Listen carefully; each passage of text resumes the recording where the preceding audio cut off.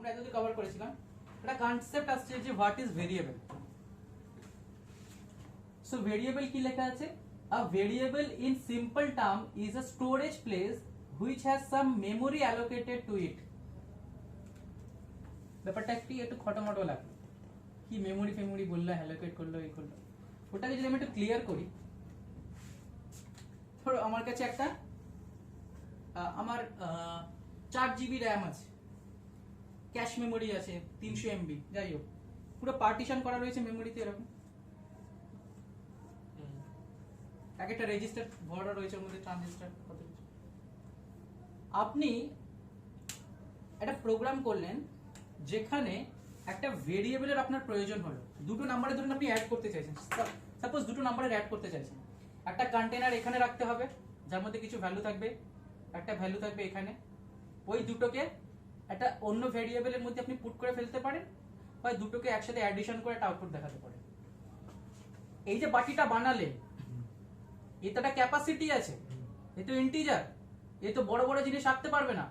বলছে ভাই আমার সাইজ হচ্ছে 4 বাইট, 4 বাইট। 4 বাইট মানে কত বিট? 4 বাইট মানে হচ্ছে 16 বিট। ঠিক আছে, তো বলে 4 বাইট। তো আমি যদি মনে করি এগুলো এক একটা বাইট, ব্যাস হয়ে গেল।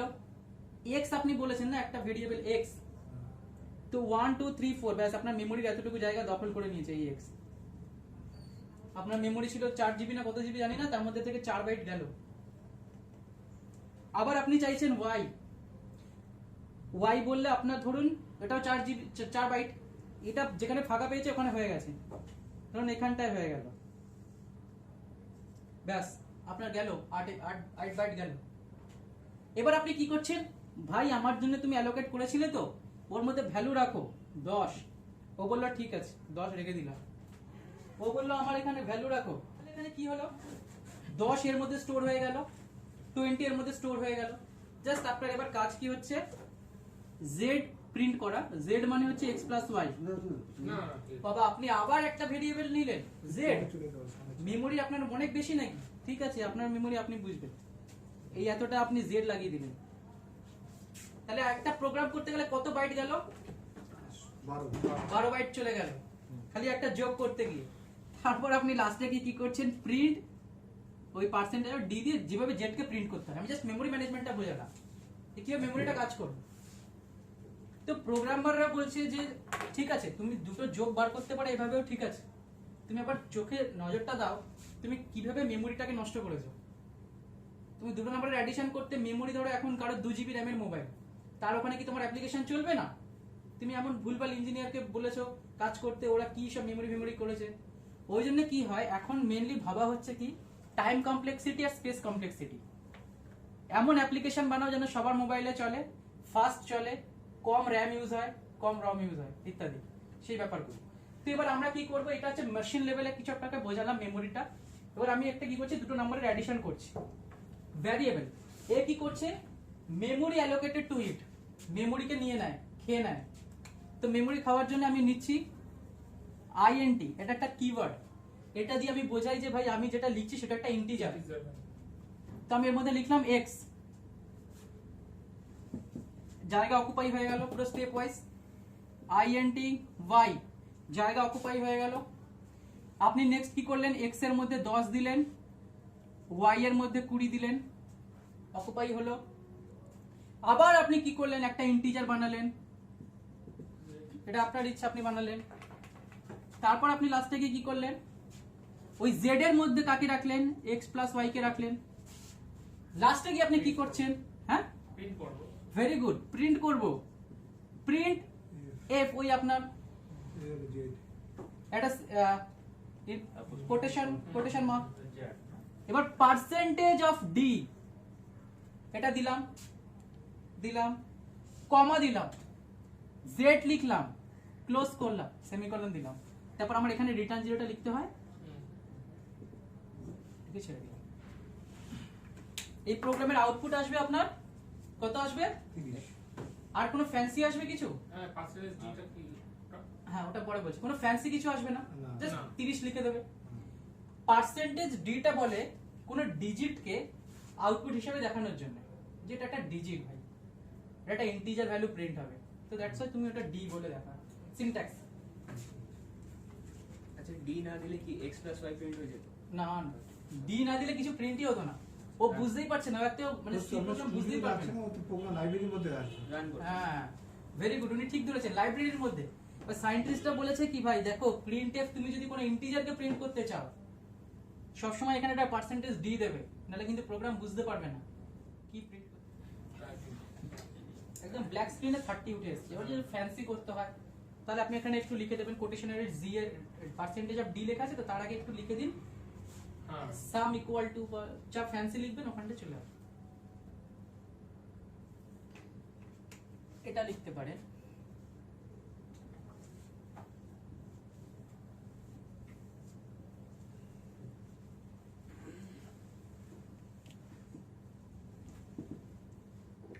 তাহলে একটু ফ্যান্সি আসবে জিনিসটা। আচ্ছা একটা কোয়েরি ছিল, বল। ইন্টিজার গুলো কি একসাথে লিখতে পারি, মানে ইন্টিজার দিয়ে হ্যাঁ x হ্যাঁ y হ্যাঁ z? লিখতে পার, ওটা কুলনেস আনার জন্য যে হ্যাঁ হ্যাঁ।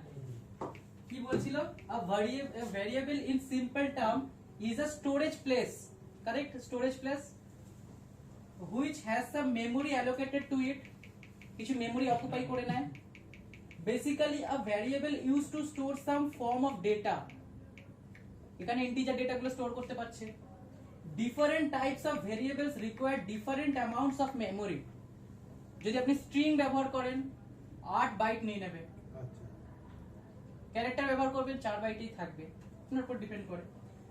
and have some specific set of operations which can be applied on them, আমরা ধরো দুটো ক্যারেক্টার নিলাম a আর b, কোনো ভ্যালু নেই, ক্যারেক্টার, ওগুলো ইন্টিজার না, ক্যারেক্টার, দুটোর আপনি অ্যাডিশন করতে পারবেন কোনোদিন?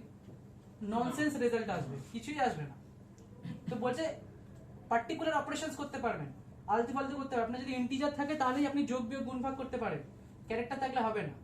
তো ভেরি ইউজফুল কিন্তু এই ব্যাপারটা। হ্যাঁ, তাহলে মোটামুটি ভ্যারিয়েবলস ব্যাপারটা ক্লিয়ার হলো তো? আরো অনেক কিছু আছে ভ্যারিয়েবলস এ। কি বলছে? Rules for defining variables. আমি এখানে x লিখলাম মেমোরিতে, খুব সহজে লেখা হয়ে গেল, বুঝে গেল। y z লিখলাম, ঠিক আছে। এবার কিছু রুলস আছে, আপনি এটা পাইথনেও আপনারা জানেন যে কোনো ভেরিয়েবলের নাম, ধরুন আপনি লিখলাম 1x, হতে পারে না,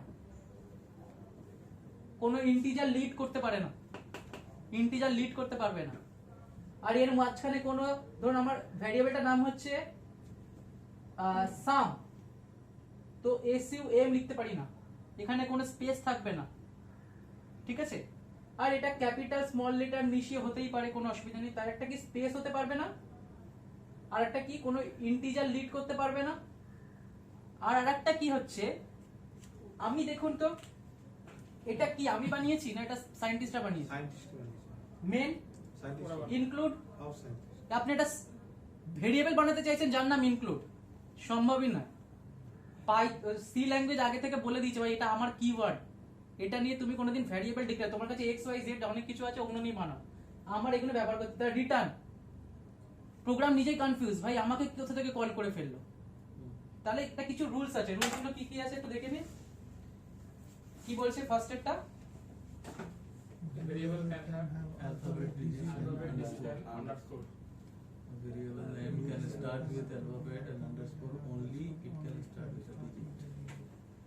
No white space is allowed within the variable name. The variable name must not be any Reserved word or keyword. Reserve word keyword মানে বুঝলেন? Language যেগুলো reserved পারবেন না আপনি। এবার আপনি বলেন তাহলে তো আমার ভুল গন্ডগোল হয়ে যাবে ভাই, আমি কোনটা কিওয়ার্ড আছে, আমি আমার নাম ধরলাম, আমার নাম হচ্ছে ধরুন শুভ রবিন, কোনো নাম হয়ে গেছে। এবার পাইথন সি ল্যাঙ্গুয়েজ ধরেছে ওটা একটা কিওয়ার্ড, আমি কনফিউজ ভাই, আমার নামটাই ওরা কিওয়ার্ড ধরলো। তো বলছে অত কনফিউজ হওয়ার কিছু নেই, এই স্লাইডটা দেখে নিন, এগুলো ধরবেন না। কিছু কিওয়ার্ডস আছে break yours. এগুলো ধরবেন না, অটো এটা ধরবেন না কোনোদিন, ডাবল বলে ধরবেন না, ই নাম এগুলো ধরবেন না। একটু মনে রাখা বলতে আপনি করতে করতেও হয়ে যাবে। হ্যাঁ, মানে সচরাচর ভেরিয়েবলস গুলো লিখবেন, মাই ভেরিয়েবল, এক্স ওয়াই, এরকম একটু বানিয়ে বানিয়ে লিখবেন, তাহলে আর এগুলোর মধ্যে কনফ্লিক্ট হবে না। এটা মিনিমাম 40টার মতন থাকে, 40টা 44টার মতন। এখন আমরা জেনে নেব যে কিভাবে কোনো ভেরিয়েবলকে ডিক্লেয়ার করতে হয় এবং তার মধ্যে কিভাবে ভ্যালুকে অ্যাসাইন করতে হয়। এই দুটো কথাকে বলা হয় ডিক্লারেশন অ্যান্ড ডেফিনেশন। তো ডিক্লারেশন আর ডেফিনেশন ব্যাপারটা আমি আপনাদের প্র্যাকটিক্যাল করে দেখাবো, কিন্তু তার আগে আমরা এই স্লাইডটা যদি পড়ি, সেখানে আমরা জানতে পারবো যে definition of variable declaration and definition. তো ভ্যারিয়েবল ডিক্লারেশন বলতে কি বোঝানো হচ্ছে, যে refers to the part where a variable is first declared or introduced before its first use। আর ভেরিয়েবল ডেফিনেশন কথাটির মানে হচ্ছে is the part where the variable is assigned a memory location and a value. Most of the times variable declaration and definition are done together. তো হয়তো আমি ব্যাপারটা আপনাদের কিছু কনফিউজ করলাম। তো এবার আমি সরাসরি কিন্তু একটা প্রোগ্রামিং সি কম্পাইলারে চলে যাব। তো আমি এখন একটা সি কম্পাইলার খুলে নিয়েছি আমার সামনে। তো এটা হচ্ছে program is online C online compiler. Okay, তো আপনারা এখানেও কোডিং করতে পারেন। তো যাই হোক, এখানে আমরা যদি দেখি, তো ফার্স্টে আমাদের কাছে এই একটা বেসিক সি প্রোগ্রামের ব্লক করে দেওয়া রয়েছে। এখানে আমরা পরপর কি করব, ভ্যালুকে ডিক্লেয়ার করব, ভেরিয়েবলকে ডিক্লেয়ার করব। তো আমার প্রোগ্রামটা হচ্ছে কি, sum of two numbers, sum of two numbers. এইটা ধরুন আমার কাছে এখন প্রোগ্রাম, এটা আমায় করতে হবে। তার জন্য নিশ্চয়ই আমাকে মেমোরিতে দুখানা ভেরিয়েবল রাখতে হবে। তো ভেরিয়েবলটার নাম একটা হচ্ছে এ আর একটা হচ্ছে বি। তো প্রথমত আমার এই যে এ ভেরিয়েবল, সেটি কোন ধরনের, সেটি হচ্ছে ইন্টিজার টাইপের। তার আগে লিখতে হবে আইএনটি, এটাকে ডেটা টাইপ বলা হয়। এটার মানে কি, আমরা এই ডেটা টাইপ কি সেটাকে আমরা বলে দিলাম। So int B. সো এখন পর্যন্ত আমরা কি করলাম, ভেরিয়েবল ডিক্লারেশন। এবার আমি কি করব, এই ভেরিয়েবলের মধ্যে ভ্যালু রাখলাম 12, বি ভেরিয়েবলের মধ্যে ভ্যালু রাখলাম 20। এই পোর্শনটায় আমি কি করলাম, ভেরিয়েবল ডেফিনেশন। ওকে, মানে এইটা যখন মেমোরিতে ফার্স্ট আমার দুটো ইন্টিজার টাইপের ভেরিয়েবল তৈরি করা হলো, বানানো হলো, তখন কিন্তু আমার মেমোরিতে আমি যদি একটা অ্যানালজি দিতে চাই, সেটা এইভাবে আমরা বলতে পারি। ধরুন আমার মেমোরি রয়েছে 1 GB RAM. Okay, 1 GB RAM equal to 1 into 1024 megabyte. Okay, তো মেগা মানে আমরা জানি 10⁶, 10⁶ বাইট। এবার দেখুন, আমি যখন প্রথমেই আমার 1 GB র্যামের মধ্যে এ ভ্যালুকে ডিক্লেয়ার করলাম আর বি ভ্যালুকে ডিক্লেয়ার করলাম, সরাসরি কিন্তু আমার মেমোরির এখন ফ্রি স্পেস কতটা হবে, তো ফ্রি স্পেস হবে আমার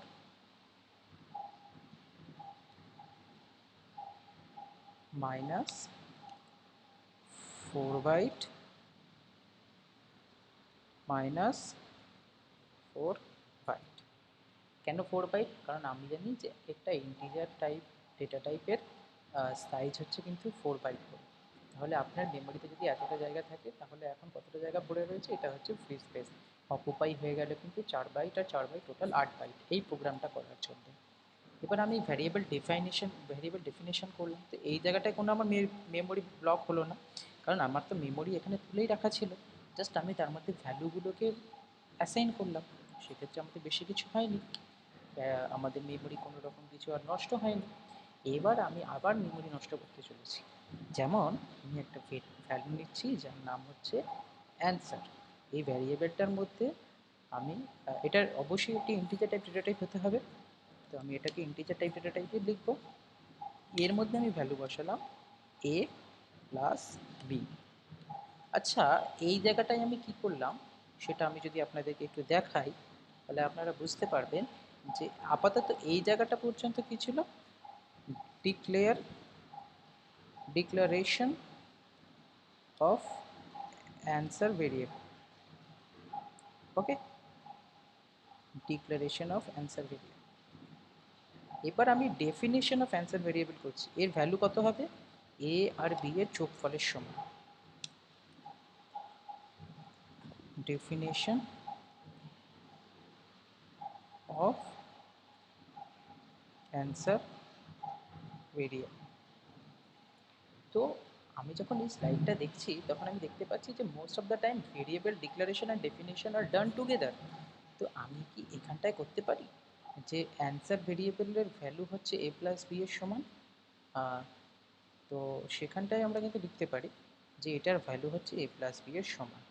ওকে, আমি কিন্তু এইভাবেও করতে পারি, যেক্ষেত্রে আমার ডিক্লারেশন আর ডেফিনেশন একসাথেই হচ্ছে, সেটা আমি পরে দেখছি। আগে জাস্ট আমি এই প্রোগ্রামটা এখানে করে নেব। ওকে, তো করে নেবার পরে আমার যদি প্রিন্ট করতে হয় অ্যান্সার কত, তো আমি এভাবে লিখবো প্রিন্ট এফ, এটা একটি ফাংশন। তো এখানে আমি লিখছি fancy output sum of A and B is করে আমি একটা পার্সেন্টেজ দিই, যেটা ইন্টিজার প্রিন্ট করব। সেই ইন্টিজার, যে ইন্টিজারটা এখানে প্রিন্ট হবে সেই ইন্টিজারটা কি, সেই ইন্টিজারটা হলো অ্যান্সার। ওকে, সো এবার যদি আমরা এটাকে রান দিই তাহলে আমরা দেখতে পাচ্ছি যে কি হচ্ছে, যে sum of A and B is 32। Okay, so 32 যে আমরা ভেরিয়েবলের আউটপুট পেলাম, প্রোগ্রামের যে আউটপুট পেলাম সেটা কোন কোন ভেরিয়েবলের জন্য? A variable, B variable, answer variable, এই তিনটে ভেরিয়েবলের জন্য। আচ্ছা, এবার কি আপনি বলতে পারেন যে আমার মেমোরিতে এখন বর্তমানে ফ্রি স্পেস কতটা রয়েছে? ঠিক এই জায়গাটায়, এই জায়গাটায় ফ্রি স্পেস রয়েছে আবার -4 বাইট।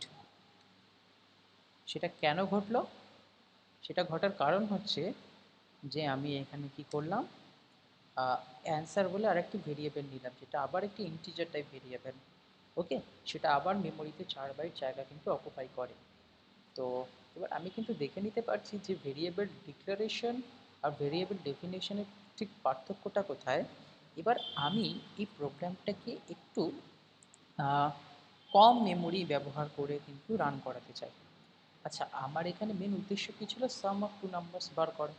তো আমার তৃতীয় ভেরিয়েবল না নিলেও চলতো, তো আমি কি করব, এই তৃতীয় ভেরিয়েবলটিকে নেব না। তো না নেওয়ার জন্য আমি কি করছি, এই জিনিসটাকে পুরোপুরি মুছে দিচ্ছি, মুছে দিলাম। তো এবার আমি জাস্ট এখানে যে ডিজিটটা প্রিন্ট করব, যে ইন্টিজারটা প্রিন্ট করব, যেটার ভ্যালু হবে এ প্লাস বি এর ভ্যালুর সমান। ওকে, এই যে ডিজিটটা প্রিন্ট হবে সেটা হচ্ছে এ প্লাস বি এর ভ্যালুর সমান। তো এবার যদি আমি এটাকে রান করি তাহলে দেখি অ্যান্সার কত আসছে। অ্যান্সার সেম আছে 32। তাহলে কি আমরা এই সেম প্রোগ্রামে করতে পারি এতটা, মানে 8 বাইট মেমোরি খরচা করে? কিন্তু আগে আমাদের প্রোগ্রামটা হয়েছিল কত, 12 বাইট মেমোরি খরচা করে। তো এই ক্ষেত্রেই আমরা দেখে নিতে পারছি যে আমাদের প্রোগ্রামের কিন্তু টাইম কমপ্লেক্সিটি কমে গেছে, স্পেস কমপ্লেক্সিটি কমে গেছে। ওকে, স্পেস কমপ্লেক্সিটি মোটামুটি কিন্তু আমাদের স্পেসটা অনেকটা কমে গেল, কোনো আমরা বাড়তি ভেরিয়েবল আমাদের প্রোগ্রামে আমরা কিন্তু নিলাম না।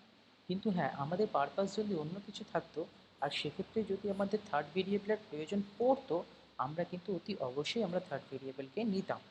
কিন্তু আমাদের এই সাম অফ টু নাম্বার বার করার জন্য নিশ্চয়ই আমাদের ওই অ্যান্সার ভেরিয়েবলটির প্রয়োজন হয়নি, তাই সেক্ষেত্রে আমরা কিন্তু নিই। দেখছেন, এই অ্যান্সার ভেরিয়েবলটার প্রয়োজন হচ্ছে না, তাই আমি এটাকে কিন্তু নিইনি। ওকে, সো এবার আশা করি আপনারা বুঝে গেছেন যে ভ্যারিয়েবল ডিক্লারেশন আর ডেফিনেশন কি, আর আমরা ওয়ান লাইনে ভ্যারিয়েবল ডিক্লারেশন ডেফিনেশন করতে পারি, সেটার উদাহরণ আমি এখানেও আপনাকে দেখিয়ে দিচ্ছি। আইএনটি জেড হচ্ছে কত, ধরুন 100। তো এইখানে কি হলো, ডিক্লারেশন অ্যান্ড ডেফিনেশন আর ইন সেম লাইন। ওকে, এই কথাটা কিন্তু আমরা এখন দেখলাম যে আর ডান টুগেদার একটা সেম লাইনে কিন্তু হলো। কি ভুল আছে এখানে?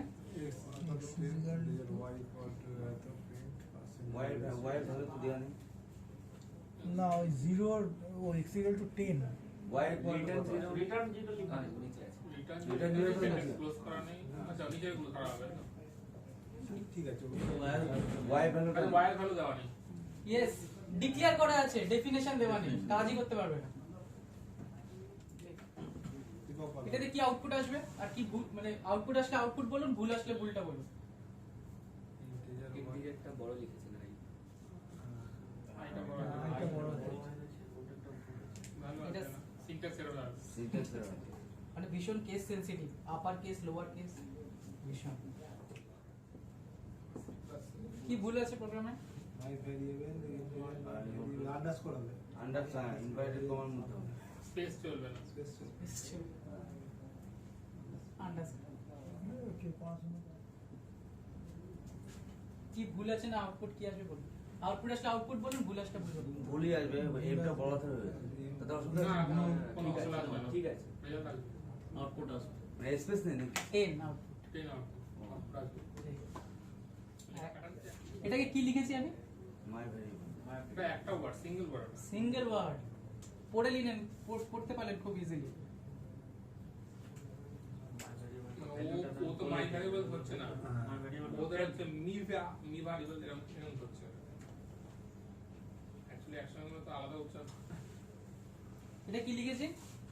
সানরাইজ জিনিস একসাথে লিখেছেন স্পেস নেই।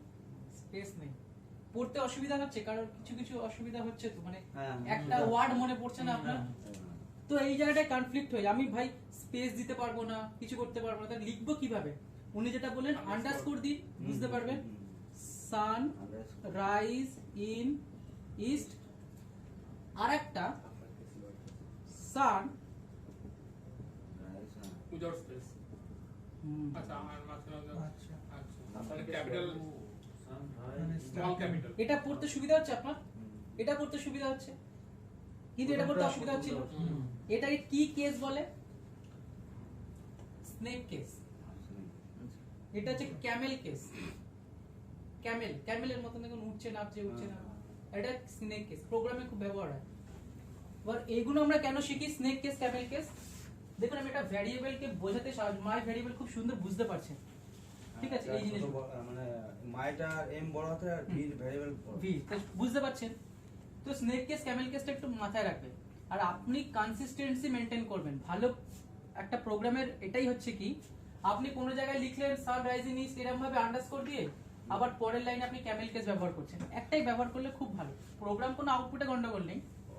মানে আমি প্রোগ্রাম করি স্নেক কেসে, আপনি প্রোগ্রাম করেন ধরুন ক্যামেল কেস, আপনার চয়েস। এটা কনসিস্টেন্সি মেনটেন করুন। সো দ্যাটস হোয়াট যে ব্যবহার Output ব্যবহারের কি ক্ষেত্রে যে কোনো একটা করতে হবে তাই তো? হ্যাঁ, ব্যবহারের ক্ষেত্রে একটা করে ভালো। আউটপুট কি আসবে বা ভুল আসলে ভুল আসবে, এক্স না শুধু এক্স আসবে। এক্স 10 আসবে না। না পার্সেন্টই নেই। ডিজিট মেনশন করা হয়নি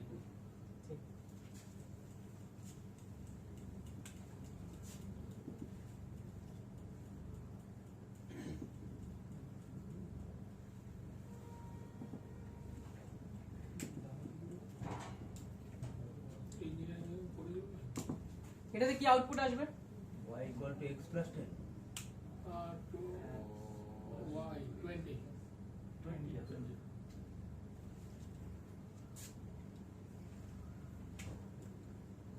একটা ভ্যারিয়েবল এটাতে কি আসবে আউটপুট? খুব ইজি, ভুল আসলে ভুল, আউটপুট আসলে আউটপুট। ভুলটা কে ধরতে পারবে না, পুরো লাইন টু লাইন স্ক্যান করবে। আচ্ছা, একটা জিনিস আছে কি, ডেফিনেশন আর ডিক্লারেশন ধরে ফেলেছে। ইন্ট লেখা থাকা নেই ওয়াইটা লিখতে দেখেছো? হবে না ওয়াই ওয়াইটা ধরতে হবে ওটা কি টাইপের ওকে অকুপাই করানি, ও কি ওয়াই মানে বুঝতে 4 বাইট দখল কর, ইন্টিজার বলে দিয়েছি যখন 4 বাইট দখল করে এদিকে চলে আয়। উনি ধরতে পেরেছেন। ডিক্লারেশন, ডেফিনেশন এই ব্যাপারগুলো ভীষণ, তো এগুলো মোটামুটি করবেন। ঠিক আছে, আজকের জন্য ক্লাস এতটুকুই স্টপ। নেক্সট ক্লাসে দেখা হচ্ছে নেক্সট